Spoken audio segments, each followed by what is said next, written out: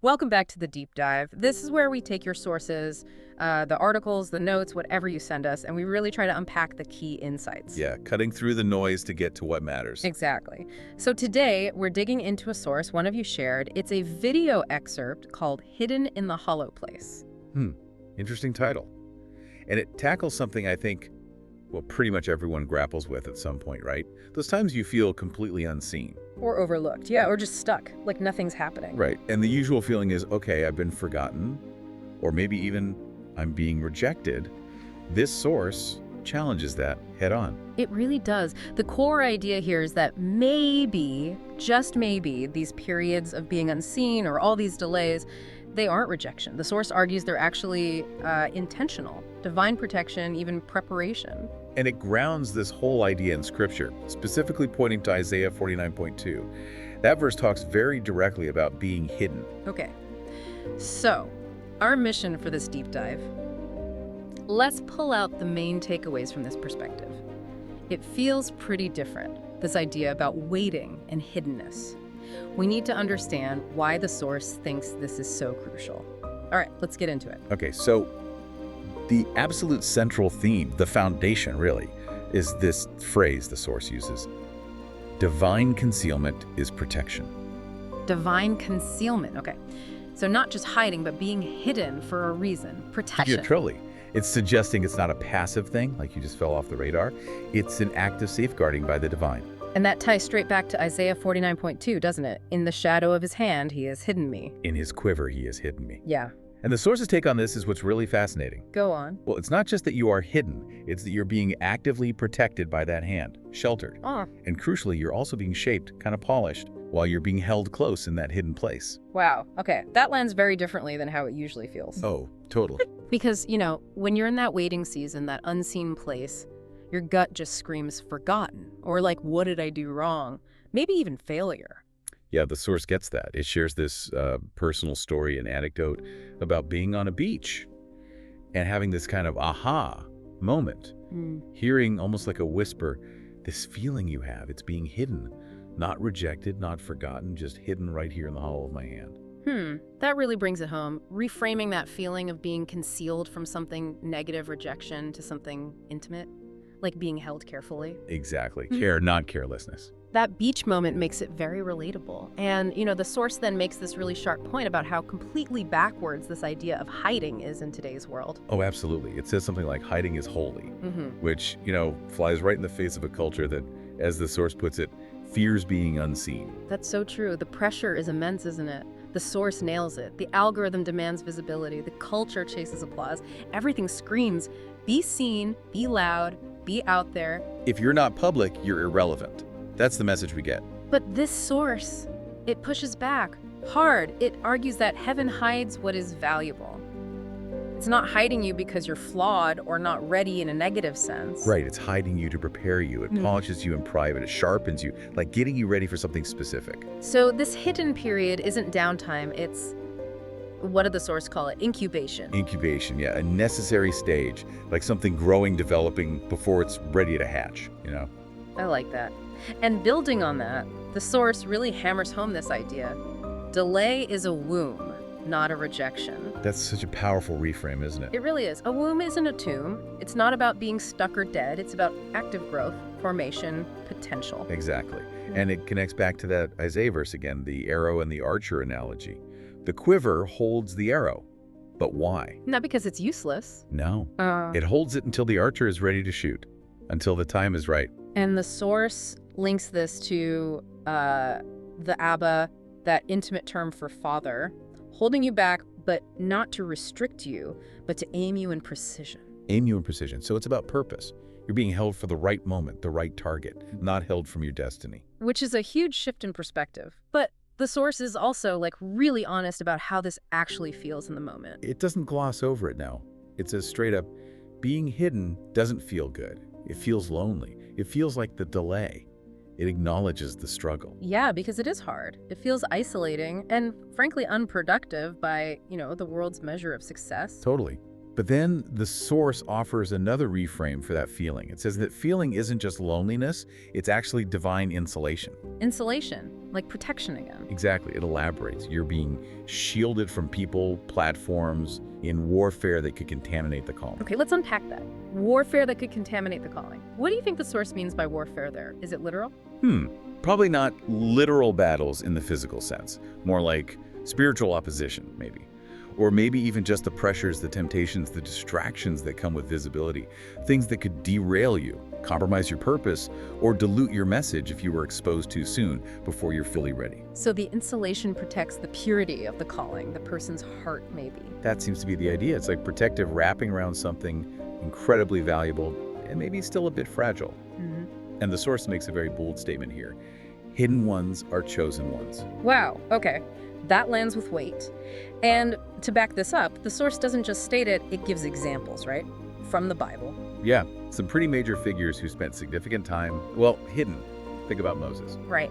Hidden in a basket as a baby, literally saved by being hidden. And then hidden again for 40 years out in the wilderness, just tending sheep.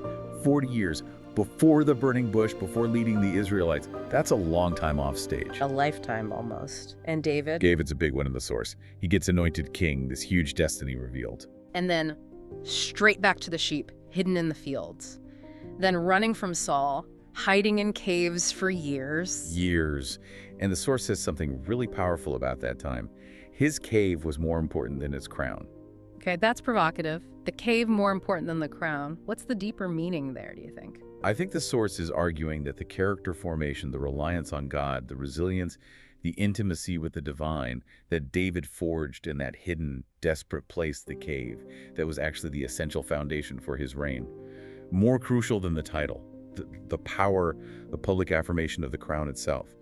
Who he became in hiding mattered more than the position he eventually held. That makes a lot of sense. The preparation shaped the leader. Exactly. And then the ultimate example the source uses, Jesus. 30 years, hidden away in Nazareth, just living a normal life, seemingly.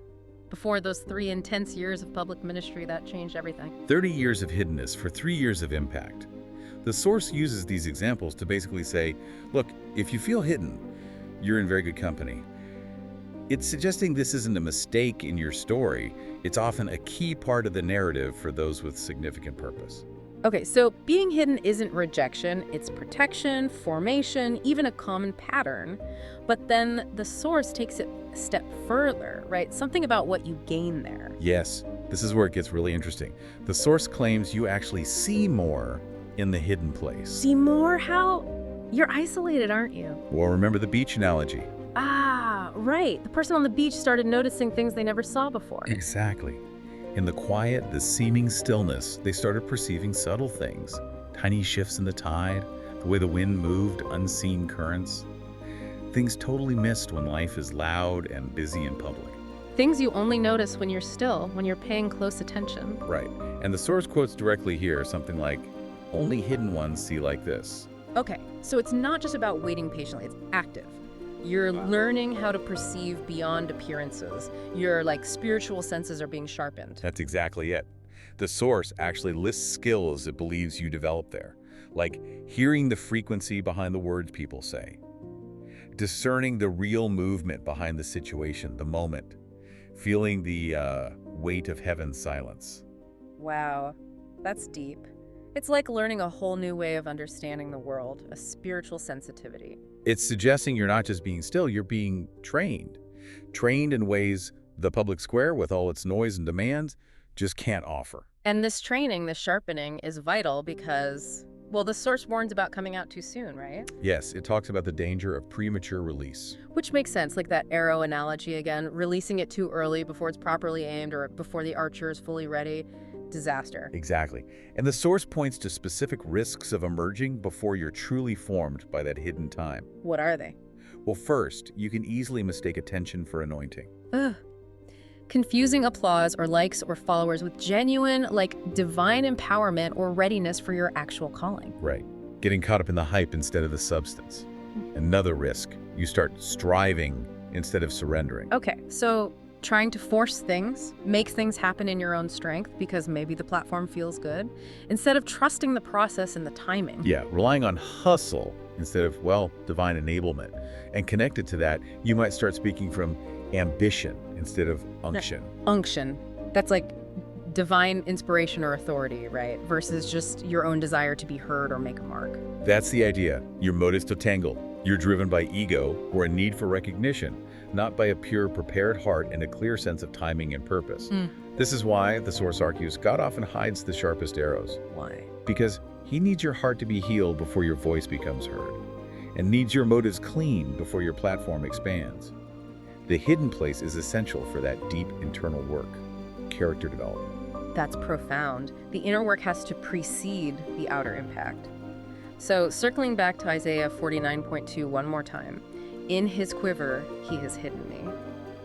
The Source uses this to make a final, really encouraging point about your state while you're in the quiver. Yeah, it stresses you're not tucked away because you're weak or useless or dull.